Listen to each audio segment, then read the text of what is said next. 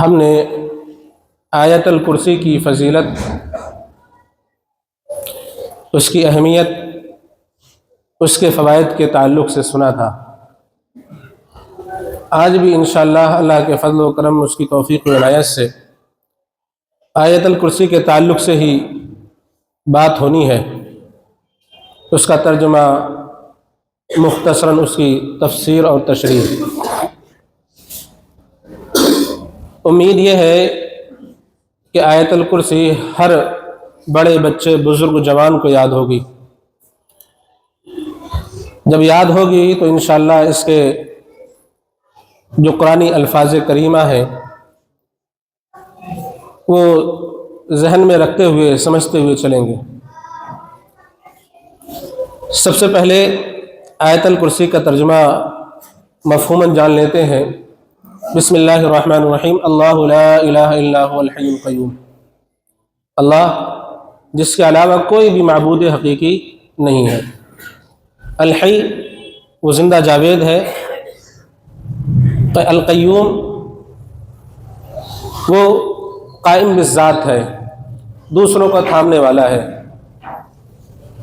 لا تأخذہ سنۃ ولا نوم، اس کو نہ نیند آتی ہے نہ اونگ آتی ہے۔ لہ ما فی السماوات والارض، جو کچھ بھی ہے آسمان اور زمین میں سب اسی کے لیے ہے۔ اللہ رب العالمین نے فرمایا کہ اللہ رب العالمین کے علم کا کوئی بھی احاطہ نہیں کر سکتا، وہ سب کی خبر رکھنے والا ہے۔ اور اللہ رب العالمین آسمان اور زمین کی حفاظت سے تھکتا بھی نہیں ہے۔ العلی العظیم، اللہ رب العالمین بڑا بلند ہے، باعظمت ہے۔ اللہ رب العالمین نے اس آیت کی شروعات میں لفظ اللہ جل شانہ، یعنی لفظ جلالہ اللہ، اس کا استعمال فرمایا ہے۔ اللہ لا الہ، اللہ۔ اللہ کون ہے، کیا کرتا ہے، اس کا نام کیسا ہے؟ جب سے کائنات اللہ رب العالمین نے بنائی ہے اور آخر قیامت آنے تک، کیا کوئی اس نام کا اس روئے زمین پر موجود ہوا، یا کائنات میں کوئی اور ہے جو اس نام کا بھی ہے؟ اللہ قرآن مجید میں ہم بارہا پڑھتے ہیں، اللہ رب العالمین نے ارشاد فرمایا تبارک الذی بیدہ الملک، بابرکت ہے وہ ذات جس کے ہاتھ میں بادشاہت ہے۔ دوسری جگہ فرمایا تبارک اسم ربک ذی الجلال والاکرام، سورہ رحمان، تیرے رب کا نام بڑا بابرکت ہے، جو جلالت شان والا ہے، عزت و اکرام والا ہے۔ اللہ، لفظ اللہ اگر ہم میں سے کوئی صرف اللہ اللہ اللہ کہتا رہتا ہے، یا کہتے ہوئے اس کی عمر گزر جائے، اس کے کہنے کا اسے کوئی خاص فائدہ نہیں ہوگا۔ کیوں نہیں ہوگا؟ اس سے کوئی خاص معنی اور مفہوم اور مطلب رسول اکرم صلی اللہ علیہ وسلم نے نہیں بتلایا۔ اور اہل بدعت صوفیہ کا ورد ہوتا ہے اللہ اللہ اللہ، یا ہو کر کے وہ اس کا ورد کرتے ہیں، جو کہ ایک بدعت ہے، سنت سے اس کا کوئی لینا دینا نہیں ہے۔ اللہ، اللہ رب العالمین ہے کون، کیا کرتا ہے؟ اللہ رب العالمین جس نے تمام کائنات کو بنایا، کس کے لیے بنایا؟ زمین اور آسمان کو ہمارے لیے اس نے مسخر کر دیا، ہمارے تابع کر دیا۔ جب چاہے، جہاں چاہے، جیسے چاہے اس سے فائدہ اٹھاتے رہیں، ان چیزوں کو اپنے استعمال میں لیتے رہیں۔ اللہ رب العالمین نے ہمارے لیے ہواؤں کو مسخر کیا، روزی روٹی کے انتظامات کیے۔ اللہ رب العالمین نے ہمارے اوپر آسمان بنایا، نیچے زمین بنائی، اور اللہ رب العالمین کے حکم سے ہی آسمان اپنی جگہ پر برقرار ہے، اور اگر وہ چاہے تو جب چاہے آسمان کو نیچے گرا دے۔ اور اگر بہت سارے شریک ہوتے، بہت سارے معبود ہوتے، اللہ ایک اکیلا ہے، وحدہ لا شریک ہے، تنہا تنہا ہے، اس کا کسی بھی معاملے میں کوئی شریک نہیں ہے۔ اگر بہت سارے معبود ہوتے، جیسے کہ غیر مسلموں کے یہاں دیوی دیوتاؤں کا تصور ہے یا ہمارے مسلمان بھائیوں میں اللہ کے شریک بنانے کا تصور ہے کہ اللہ کو ولیوں کی ضرورت ہے، سہارے کی ضرورت ہے، نعوذ باللہ من ذالک، تو یہ آسمان اور زمین اپنی جگہ برقرار نہ رہ سکتے۔ فرمایا اللہ رب العالمین نے سورہ فاطر میں ان اللہ یمسک السماوات والارض ان تزولا ولئن زالتا ان امسکہما من احد من بعدہ، اللہ رب العالمین ہی ہے جو آسمان اور زمین کو روکے ہوئے ہے۔ کون روکے ہوئے ہے؟ اللہ رب العالمین۔ اور اگر اللہ رب العالمین ان کو روکے ہوئے نہ ہو، وَلَئِن زَالَتَا، اور اگر یہ اپنی جگہ سے ہل جائیں، ادھر ادھر ہو جائیں، ان امسکہما من احد من بعدہ، اللہ رب العالمین کے بعد پھر کوئی نہیں ہے جو ان کو روک سکے۔ کسی میں نہ ہمت ہے، نہ طاقت ہے، نہ اختیارات ہے۔ اللہ رب العالمین کی طاقت اور قوت کا اندازہ کیجیے کہ آسمان اور زمین کو وہ روکے ہوئے ہیں، اور اگر وہ نہ روکے تو پھر کوئی بھی ان دونوں کو روک نہیں سکتا، اپنی جگہ پہ یہ ٹھہر نہیں سکتے۔ پھر کیا ہوگا؟ وَيُمْسِكُ السَّمَاءَ أَن تَقَعَ عَلَى الْأَرْضِ إِلَّا بِإِذْنِهِ، اللہ رب العالمین آسمان کو روکے ہوئے ہیں، کہیں ایسا نہ ہو کہ وہ زمین پر آ گرے۔ ہاں، جب اس کا حکم ہوگا تو آسمان زمین پر آئے گا اور سارا نظام درہم برہم ہو جائے گا۔ سورہ حج کیا فرمایا؟ اللہ ہی آسمان کو زمین پر گرنے سے روکے ہوئے ہیں۔ کیا معلوم ہوا کہ اللہ اکیلا ہے جو اس نظام کائنات کو چلا رہا ہے۔ اس نے تو چیلنج کیا ہے، کوئی جو آ جائے آسمان اور زمین کو تھام لے؟ ایسا کوئی نہیں۔ اللہ رب العالمین نے قرآن مجید میں ارشاد فرمایا رب السماوات والارض وما بینہما فاعبدہ واصطبر لعبادتہ هل تعلم له سمیا۔ اللہ رب العالمین رب السماوات والارض، آسمان اور زمین کا پالنہار ہے، رب ہے۔ وما بینہما، اور جو کچھ بھی ان دونوں کے درمیان ہے، فاعبدہ، لہذا اسی کی عبادت کیا کرو۔ عبادت کس کی ہونی چاہیے؟ اس رب کی جو آسمان اور زمین کا رب ہے۔ واصطبر لعبادتہ، اس کی عبادت پر جم جاؤ، ثابت قدمی اختیار کرو۔ هل تعلم له سمیا، کہ آپ کو اس کا ہم نام کوئی معلوم ہے، اس کا ہم پلہ کوئی معلوم ہے؟ اللہ نے جب سے نسل انسانی، نسل آدم، نسل جنات اور نسل حیوانات چلائی ہے، کسی بھی باپ نے اپنے بیٹے کا نام اللہ نہیں رکھا۔ هل تعلم له سمیا، اس کا کوئی ہم نام بھی ہے، اس کا کوئی ہم پلہ بھی ہے، کوئی ایسا بھی ہے کہ جو اللہ کا مقابلہ کر سکے، اس کے بھی مقابل کھڑا ہو جائے، حتیٰ کہ اس کے نام جیسا بھی کوئی نام نہیں ملے گا آپ کو۔ هل تعلم له سمیا، آپ کو اس کے جیسا ہم نام بھی نہیں مل سکے گا۔ اللہ اکبر۔ اب اللہ رب العالمین کو پائیں گے کہاں؟ کہاں اللہ رب العالمین کی ذات مقدس مبارک ٹھہری ہوئی ہے؟ الرحمن علی العرش استوى، رحمان وہ ہے جو عرش پر مستوی ہو گیا۔ عرش کہاں ہے؟ ساتوں آسمانوں کے اوپر۔ عرش کے تعلق سے انشاءاللہ مزید باتیں ہم بعد میں سنیں گے۔ اللہ رب العالمین عرش پر مستوی ہے، پھر ہم اللہ کو دیکھ کیوں نہیں پا رہے ہیں؟ ہونا تو یہ چاہیے نا، جب رب اتنا پاورفل ہے، سارا نظام کائنات وہ چلا رہا ہے، تو ہمیں نظر بھی تو آنا چاہیے۔ جس طرح غیر مسلموں نے یا غیر اسلام سے جڑے ہوئے لوگوں نے، غیر اسلامی لوگوں نے اللہ کا ایک تصور دیا ہے کہ کوئی پاورفل ذات ایسی ہونی چاہیے کہ جس کا ہم ڈر اور خوف اپنے اندر رکھیں۔ اگرچہ وہ نظر نہیں آ رہا، لیکن بظاہر اس کی تصویر ہونی چاہیے۔ جب ہم سورہ حدید پڑھتے ہیں، اللہ رب العالمین نے ارشاد فرمایا سبح للہ ما فی السماوات والارض، آسمان اور زمین کی تمام چیزیں اللہ کی تسبیح بیان کر رہی ہیں۔ کیا کر رہی ہیں؟ سب اللہ کی تعریف بیان کر رہی ہیں۔ انسان تو کہاں گیا؟ تو اللہ کی تسبیح کیوں بیان نہیں کرتا؟ کیوں اس رب کی کبریائی، بڑائی، بزرگی بیان نہیں کرتا؟ اس رب کی عبادت تو کیوں نہیں کرتا؟ زمین اور آسمان کی تمام چیزیں اس رب العالمین کی کبریائی، بڑائی، بزرگی بیان کر رہی ہیں۔ انسان تیرا حق نہیں بنتا تو اللہ کی عبادت کرے؟ کیوں اس رب سے تو روٹھا بیٹھا ہے؟ اور یہ روٹھ جانا تیرے لیے نقصان دہ ہے، فائدے مند نہیں ہے۔ لہو ملک السماوات والارض، آسمان اور زمین کی تمام بادشاہت اس کے لیے ہے اور وہ ہر چیز پر قادر ہے۔ هو الاول والآخر والظاہر والباطن وهو بكل شيء علیم۔ هو الاول، وہی پہلے پہل ہے، والآخر وہی سب سے بعد میں ہے، والظاہر وہ ظاہر بھی ہے، والباطن وہ پوشیدہ بھی ہے، وهو بكل شيء علیم اور وہ ہر چیز کا جانکار بھی ہے۔ هو الاول، وہ پہلے پہل ہے۔ رسول اکرم صلی اللہ علیہ وسلم نے اس کی تشریح فرمائی۔ آپ صلی اللہ علیہ وسلم ایک دعا سکھلاتے ہیں سوتے وقت اور قرض کی ادائیگی کی دعا۔ اس میں یہ الفاظ ہے، انت الاول فلیس قبلک شیء، اللہ تو سب سے پہل ہے، اس سے پہلے کچھ بھی نہیں۔ وانت الاخر فلیس بعدک شیء، اللہ تو سب سے آخر میں ہے، تیرے بعد بھی کچھ نہیں ہوگا۔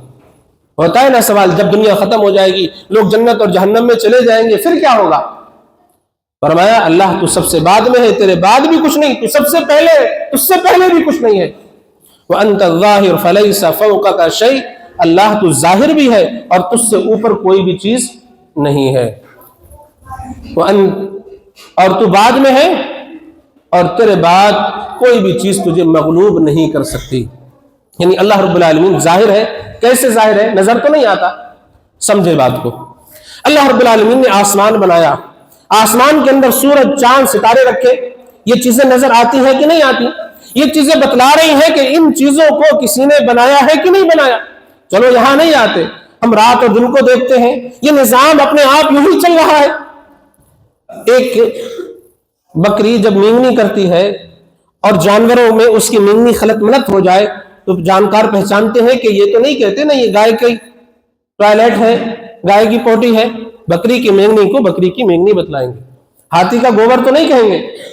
یعنی یہ جو مینگنی ہے یہ دلالت کر رہی ہے، بتلا رہی ہے یہ بکری کی ہے، کسی اور جانور کی نہیں ہے۔ یہ سورج، یہ چاند، یہ زمین، یہ ستارے، یہ آسمان، یہ نہیں بتلا رہے کہ ان کا کوئی خالق ہے، کوئی مالک ہے، کوئی رازق ہے، کوئی پیدا کرنے والا ہے۔ اس رب کو کیسے بھول گئے؟ کیسے اس رب کو چھوڑ دیا؟ اللہ اکبر۔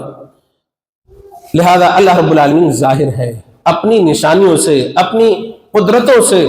وَمِنْ آيَاتِهِ أَن تَقُومَ السَّمَاءُ، اس کی نشانیوں میں سے یہ ہے کہ اس نے اپنے حکم سے آسمان کو ٹھہرا دیا ہے۔ یہ اللہ کی نشانیاں ہیں، کسی اور کی نشانیاں نہیں ہے۔ وہ پوشیدہ ہے، ہمیں نظر بھی نہیں آتا، لیکن اس کی موجودگی کا احساس ہمیں ہر لمحہ ہوتا ہے۔ اللہ رب العالمین ہمیں دیکھ رہا ہے، ہمارے تمام کی تمام حرکات و سکنات اس کے علم میں ہے، اس سے پوشیدہ نہیں۔ اللہ رب العالمین کا اپنا تعارف، اپنا نسب نامہ اگر جاننا چاہتے ہیں تو سورہ اخلاص پڑھیے، قل هو اللہ احد۔ مشرکوں نے یہی تو سوال کیا تھا نا، اپنے رب کا نسب نامہ بیان کیجیے۔ اللہ رب العالمین نے پوری سورت نازل فرما دی۔ علامہ ابن تیمیہ رحمہ اللہ علیہ فرماتے ہیں کہ اگر اللہ رب العالمین کے بارے میں جاننا ہے، اس کا تعارف آپ جاننا چاہتے ہیں، اس کا نسب نامہ جاننا چاہتے ہیں، تو آپ کو چاہیے کہ آپ سورہ اخلاص پڑھیں۔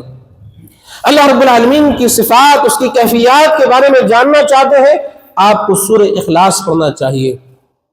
اور اگر آپ یہ چاہتے ہیں توحید طلب کہ اللہ رب العالمین سے مانگا کیسے جائے، اس سے دعا کیسے کی جائے، کیسے ہماری دعا رب العالمین کی بارگاہ میں مقبول و منظور ہو جائے، سورہ فاتحہ پڑھیے۔ سورہ فاتحہ اللہ نے طریقہ سکھلایا ہے دعا مانگنے کا، سلیقہ سکھلایا ہے کہ دعا کیسے کی جانی چاہیے اللہ رب العالمین سے۔ اللہ کی تعریف، اس کی تحمید، اس کی بزرگی، اس کی بڑائی بیان کرتے ہوئے، اپنی عاجزی انکساری اختیار کرتے ہوئے، اپنی تمام تر عبادت اور مدد کو اللہ رب العالمین کے حوالے کرتے ہوئے، اہدنا الصراط المستقیم، مانگنے والی چیز اگر کوئی مانگی جانی چاہیے وہ یہ ہے کہ اللہ ہمیں ہدایت عطا فرما دے۔ اس سے زیادہ بیش قیمتی چیز کوئی نہیں ہے۔ افسوس، صد افسوس، لوگ ہدایت پانے کے بعد بھی اس ہدایت سے روگردانی اختیار کرتے ہیں، اپنی من مرضی زندگیاں گزارتے ہیں اور اللہ اس کے رسول کے احکامات کو بھول جاتے ہیں، یا ان میں سے ایک کو اختیار کر کے دوسروں کو چھوڑ دیتے ہیں۔ لہذا ایسے لوگ گمراہ ہو جاتے ہیں۔ آگے وہ چیز بھی بتلائی کہ گمراہ کن لوگ کون ہیں، جن پر اللہ کا غضب نازل ہوا، جن سے اللہ ناراض ہے، ان جیسا مت بننا۔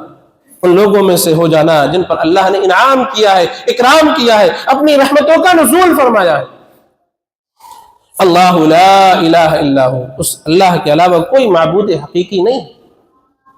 موسیٰ علیہ السلام جب اللہ رب العالمین سے کوہ طور پر ملاقات کے لیے جاتے ہیں، اللہ رب العالمین فرماتا انی انا ربک، میں موسیٰ تیرا رب ہوں۔ پھر مزید تشریف فرمائی اننی انا اللہ لا الہ الا انا فاعبدنی، موسیٰ میں ہی اللہ ہوں، میرے علاوہ کوئی بھی معبود برحق نہیں ہے، فاعبدنی، لہذا تو میری ہی عبادت کر، اور نماز کو میرے ذکر کے لیے، میری یاد کے لیے جاری رکھ۔ گویا کہ نماز اللہ رب العالمین کو یاد کرنے کا ایک بہت بڑا ذریعہ ہے، اس سے ہم اللہ کی یاد کر پاتے ہیں۔ اللہ اکبر، اللہ لا الہ الا ہو الحی القیوم۔ الحی، اللہ رب العالمین زندہ ہے، زندہ تو ہم بھی ہیں، ہم یہاں بیٹھے ہیں کیا مردہ ہے؟ زندہ ہے کہ نہیں؟ لیکن اللہ رب العالمین کی زندگی اور ہماری زندگی کا کوئی مقابلہ نہیں، کوئی مقابلہ نہیں۔ ہماری زندگی یہ اللہ کی عطا کی ہوئی زندگی ہے، عارضی ہے، یہ چھین لی جائے گی۔ 10 سال، 20 سال، 50 سال، 60 سال، 1000 سال، پھر موت آنی ہے، تو زندگی تو ختم ہو گئی نا۔ ہمارا وجود نہیں تھا، اللہ نے ہمیں عدم سے وجود بخشا، ہم اپنی ماں باپ کے نطفوں میں تھے، اس سے پہلے ہم عالم ارواح میں تھے، اللہ رب العالمین نے ہمیں وجود بخشا۔ ہماری زندگی اللہ کی عطا ہے، یہ عارضی ہے، ہمیشہ والی زندگی نہیں ہے۔ اس زندگی کو پا کر کے گھمنڈ میں مبتلا مت ہو جانا۔ الحی، اللہ رب العالمین زندہ اور جاوید ہے، اس کی اور ہماری زندگی کا کوئی مقابلہ نہیں۔ ہماری زندگیاں رب العالمین کی عطا ہے، یہ کب ختم ہو جائے، کب چھین لی جائے، یہ رب العالمین جانتا ہے۔ الحی، وہ زندہ ہے، جاوید ہے، اس کی زندگی ہمیشہ سے ہے، ہمیشہ رہے گی، کوئی پتہ نہیں، کوئی نہیں جانتا وہ رب العالمین کب سے ہے اور کب تک رہے گا، اس کا علم بھی اسی اللہ کو ہے۔ ہمیں ایک دوسرے کو حی اور زندہ ایک دوسرے کو کہہ سکتے ہیں، لیکن جب الحی کہا جائے گا الف لام کے ساتھ، تو معنی اور مطلب یہ ہے کہ اس اللہ کے علاوہ کوئی بھی اس صفت سے متصف نہیں ہے۔ اللہ رب العالمین کی زندگی کا کوئی مقابلہ نہیں کر سکتا۔ القیوم، وہ قائم ہے، وہ کھڑا ہوا ہے، قائم بنفسہ ہے، قائم بالذات ہے۔ اللہ رب العالمین کی یہ اپنی زندگی ہے، اللہ رب العالمین کو کسی سہارے کی ضرورت نہیں ہے، وہ دوسروں کا تھامنے والا ہے، وہ دوسروں کی حفاظت کرنے والا ہے، اس کو کسی حفاظت کی، کسی محافظ کی ضرورت نہیں ہے۔ القیوم، کھڑا رہنے والا۔ ہم بھی کھڑے ہوتے ہیں، ہم بھی سہارا دیتے ہیں، لیکن ہمارا یہ سہارا کچھ لمحے کا ہے، کچھ پل کا ہے، کچھ گھنٹوں کی اور کچھ سالوں کی ہمارا یہ قیام ہوا کرتا ہے۔ اور آپ دیکھتے ہوں گے، آپ نے دیکھا ہوگا، آدمی جب عمر کے آخری پڑاؤ پر پہنچتا ہے تو اپنے پیروں پر بھی کھڑا نہیں ہو پاتا، اور صد افسوس یہ ہوتا ہے مسلمان ان نیک لوگوں کو یا اپنے تصور اور عقیدے کے مطابق جن کو انہوں نے نیک سمجھ لیا، اللہ کا ولی سمجھ لیا، بعد مرنے کے ان کے سارے معاملات دیکھنے لگتے ہیں۔ ہے نا حیرت انگیز بات؟ الحی، یہ زندہ رہ نہ سکے، اپنے پاؤں پر عمر گزرنے کے بعد کھڑے ہو نہ سکے، اب یہ دوسروں کو زندگی دیتے ہیں، دوسروں کو موت دیتے ہیں، دوسروں کے بگڑے کام بنانے لگتے ہیں۔ مسلمان تو کہاں چلا گیا؟ اس اللہ اور حی اور قیوم کو تو بھول بیٹھا۔ اللہ رب العالمین نے ارشاد فرمایا الرجال قوامون علی النساء، مرد عورتوں پر حاکم ہے، ان کے نگران ہے، ان کے سرپرست ہے، ان کے محافظ ہے۔ القیوم، اللہ رب العالمین قائم بذات اور قائم بنفسہ بھی ہے، اور پھر وہ ہم سب کی حفاظت کرنے والا بھی ہے، اور اپنی بھی حفاظت وہ خود کرتا ہے، اس کو کسی سہارے کی اور کسی اور چیز کی ضرورت نہیں ہوا کرتی ہے۔ القیوم، وہ محافظ ہے، کھڑا ہوا بھی ہے اور اپنی بھی حفاظت کر رہا ہے، اور ہم سب کی حفاظت کے لیے وہ رب العالمین کافی ہے۔ اللہ اکبر، ہے کوئی اس کا جیسا؟ ہے کوئی اس کا مقابل؟ سمجھیں اس کے معنی اور مفہوم کو سمجھیں، جانیں اللہ معبود حقیقی، اس کا کوئی بھی مد مقابل نہیں، عبادت کے لائق کوئی بھی نہیں ہے۔ وہ زندہ جاوید ہے، دوسروں کا سہارا دینے والا ہے، وہ خود بھی قائم ہے، خود بھی زندہ ہے، لا تأخذه سنة ولا نوم، اس کو لا تأخذه سنہ، سنہ کہتے ہیں اونگ آ جانا، جھپکی لے لینا، نوم کہتے ہیں نیند کو، یعنی اس کو نہ اونگ آتی ہے نہ نیند آتی ہے۔ اونگ کیا ہوتی ہے؟ اونگ دو طرح کی ہوتی ہے اور نیند بھی دو طرح سے ہوتی ہے۔ مثلا ہم زیادہ تھکے ہوئے ہیں، سوئے نہیں، لہذا اچانک ہمیں پل بھر کے لیے اونگ آ جاتی ہے، نیند آ جاتی ہے، ہلکی سی نیند جسے آتی ہے اسے اونگ کہتے ہیں۔ اور ایک ہوتی ہے اونگ بناوٹی، آدمی سونا تو نہیں چاہتا لیکن وہ سامنے والے کو دکھا رہا ہے کہ وہ سو رہا ہے، آدمی سوچتا ہے کہ چلو آرام کر رہا ہے جانے دو، جبکہ وہ حقیقت میں سو نہیں رہا ہوتا، یوں ہی مکر مار کے بیٹھا ہوتا ہے۔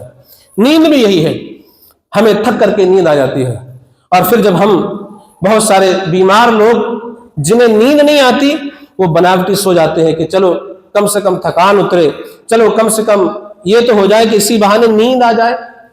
عرصہ ہو گیا نیند نہیں آتی، نیند کی گولیاں کھا کر کے بھی نیند نہیں آتی۔ دیکھ لیجئے پاگل لوگوں کو، اللہ سب کو شفا عطا فرمائے، کئی دن گزر جاتے ہیں لیکن نیند نہیں آتی، پھر ڈاکٹر مشورہ دیتے ہیں کہ ان کو اندھیرا کرو، سہارا دو، ان سے کہو کہ آنکھیں بند کر کے لیٹ جائیں، تو یہ ہوتی ہے بناوٹی نیند۔ اللہ اکبر۔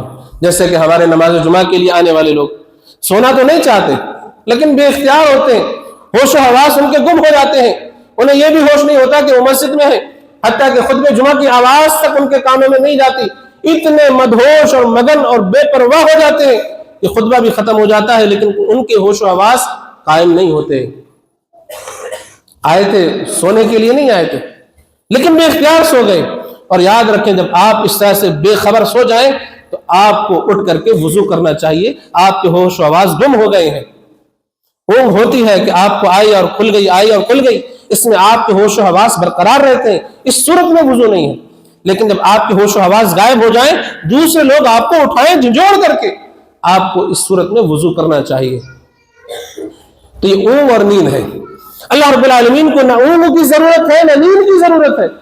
اللہ رب العالمین جو آسمان اور زمین کو تھامے ہوئے ساری کائنات کو چلا رہا ہے، اگر پل بھر کے لیے اس کو اونگ آ جائے سارا نظام درہم برہم ہو جائے گا۔ ایک انسان آپ جس کو 2-3 راتوں تک مسلسل جگائے رکھیں اور 2 پانی کے گلاس، پانی کی بوتلیں اس کے ہاتھ میں دے دیں اور اس سے کہیں کہ بھائی اس کو تھامے رکھنا، اس کو پکڑ کے رکھنا، پلک نہیں جھپکنا چاہیے، کتنی دیر وہ برداشت کر لے گا؟ اور جو ہی اس کو نیند آئے گی، اونگ آئے گی، گلاس اور پانی سب ضائع ہو جائے گا، ختم ہو جائے گا۔ ہو سکتا ہے وہ خود کو ہی چوٹ مار لے، کیونکہ جب گلاس گرے گا، شیشہ گرے گا تو ظاہر سی بات ہے وہ لڑکھڑائے گا اور وہ ٹوٹا ہوا اس کے پاؤں میں، اس کے جسم میں چبھ سکتا ہے، وہ گر بھی سکتا ہے۔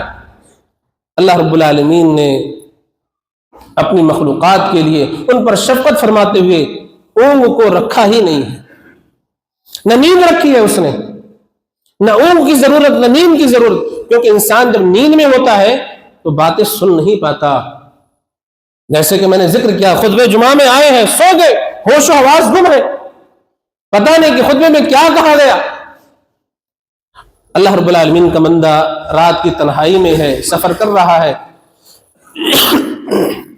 گاڑیوں پر سوار ہے، اللہ کا یہ بندہ اللہ سے دعا کرنا چاہتا ہے، اور یہاں تو اگر اللہ کو نیند ہوتی تو پھر اللہ اس کی پکار کیسے سنتا ہے، اس کی مراد، اس کے مسائل کیسے حل کر پاتا؟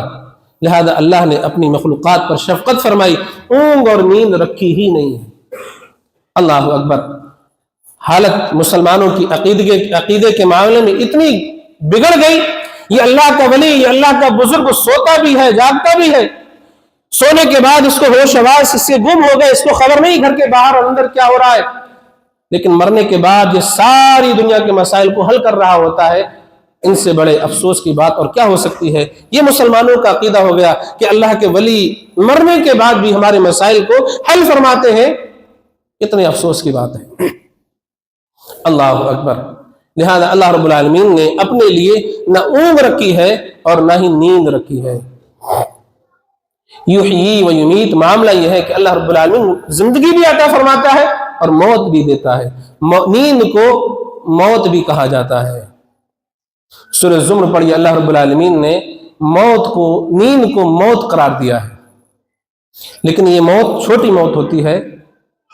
اللہ رب العالمین سے دعا کریں اللہ رب العالمین ہمیں صحیح معنوں میں عقیدہ توحید کے سمجھنے اور سمجھانے کی توفیق عطا فرمائے۔ اللہ ہمارے عقیدے کے اندر پختگی عطا فرمائے۔ اللہ رب العالمین ہمیں توحید کے سمجھنے سمجھانے کی توفیق عطا فرمائے۔ اللہ رب العالمین سے دعا کریں اللہ رب العالمین توحید پر ہمارے قدم کو جما دے، تمام طرح کے شرک اور شرکیہ باتوں اور کاموں سے اللہ رب العالمین ہمیں محفوظ فرمائے۔ جو بیمار ہیں اللہ انہیں شفا عاجلہ کاملہ کلیہ عطا فرمائے۔ جہاں کئی مسلمان پریشان حال ہیں اللہ ان سب کی غیبی مدد فرمائے، انہیں بھی اور ہمیں بھی ہمیشہ اپنی حفظ و امان میں رکھے۔ اللہ دشمنوں کو نیست و نابود کر دے، ان کا عملیہ میٹ کر دے، ان کی چالوں اور تدبیروں کو ان کے اوپر الٹا دے۔ جب تک زندہ رکھے ایمان اسلام پر زندہ رکھے، خاتمہ ہو تو توحید پر ہو۔ جو بھائی قرض کے بوجھ تلے دبے ہوئے ہیں اللہ ان سب کی قرض کی ادائیگی کا اہتمام فرما دے۔ آمین تقبل یا رب العالمین۔